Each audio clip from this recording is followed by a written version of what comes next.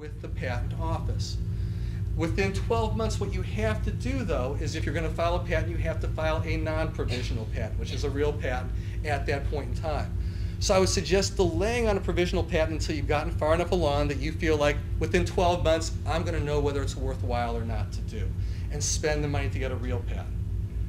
When you get there, I would then highly suggest not to use a patent attorney personally for the entire process. Having one to talk to, that's great. Spending $6,000 to $10,000, you can do it yourself, and there's a real benefit to doing it yourself. I found this out personally. When you're using an attorney, there becomes an adversarial relationship between the attorney and the patent office.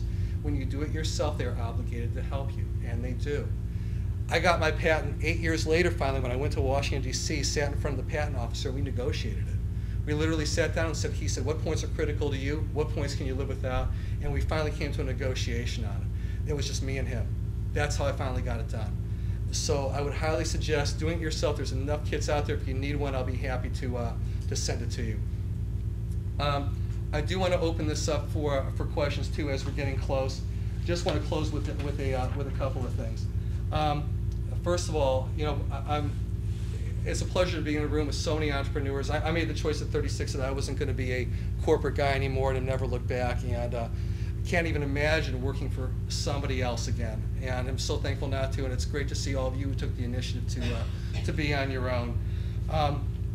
One of the things I do as well for anybody who is trying to get coaching done is I do offer a free initial consultation to help people on. Because I do have my own ventures, I do take on just a limited number of clients because I do have my own businesses too. But to me, coaching entrepreneurs and small business people, there's nothing more rewarding. I mean, fun for me in terms of a passion, this is it, being up in front of a group, helping people be successful.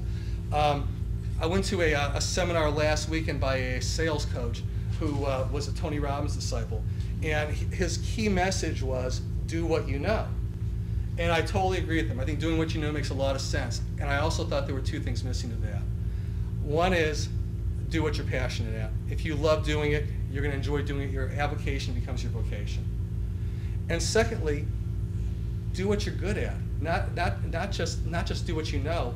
For example, I was in the automotive business. I can't change my own oil. I can't change a flat tire. I still can't. 8 years after having that business, I still couldn't do that. Yeah. So what I do know how to do, though, is I do know how to manage and lead people. I do know how to sell. I do know how to run a business. So I was doing what I know.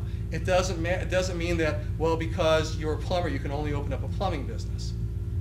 Think about your other skills that are transferable that can go from one to another, and if you see an opportunity, and that's typically what I've done is when I've seen an opportunity, you know, the real estate market now, you know, Maria and I were talking about that. I've got a real estate investment startup where we're focusing on bank repossessed properties and cash flow properties and so forth.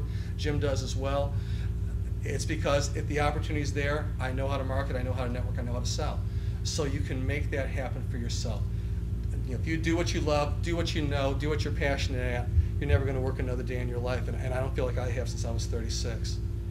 Thank you very much. I'd like to open this up for any questions that you have.